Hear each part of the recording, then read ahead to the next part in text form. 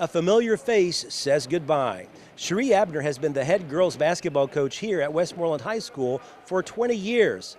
However, she recently decided she won't return for season number 21.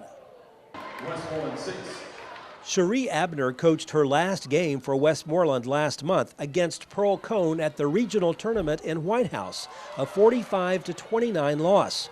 Her team finished the season with a 25-5 record, and overall, Abner won 462 games and only lost 155 during her 20-year run at Westmoreland. After 2 decades at the same school, and after driving from her Mount Juliet home to Westmoreland every day for 20 years, she says it simply was time for her to move on. Obviously, it was a difficult decision after 20 years, but the time is never right, but I believe that it is time for sure. I think it's time for a new coach, and I think it's time for me to, go on with my life and put my family first. My kids are getting older. I've got a son that's going to be in high school next year, and my youngest will be in junior high.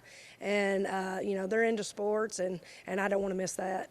And the travel, just over the time, 2 hours every day, and that's 2 big factors in my decision for sure. Do you think you'd like to coach again, or do you know at this point? Well, at this point, I'm trying to just, gather my thoughts and think about what is out there. I see myself coaching again. It may be in a smaller role, it may be an assistant, or and I may go in several years and try to get another job, or I may go this year. I'm just going to kind of leave my options open for sure. Hard to know at this point, but what would you say you'll think you'll miss probably the most when next season gets here and you're not going to be coaching the Westmoreland girls? Well, that is a tough question. I think mostly I'll miss practice. I'm a practice coach. I like practice. I like seeing those kids get it. I like, pushing them and challenging them and things like that. And I'll just miss the camaraderie of the team and the other coaches. I've enjoyed that through the years and kind of picking their brains and trying to better myself. And just the small things like that I'll definitely miss. Well, here at Westmoreland, we have switched districts numerous times and going from single A to double A. So we have developed a lot of rivals and traditions here. And, Cheatham County will definitely be missed.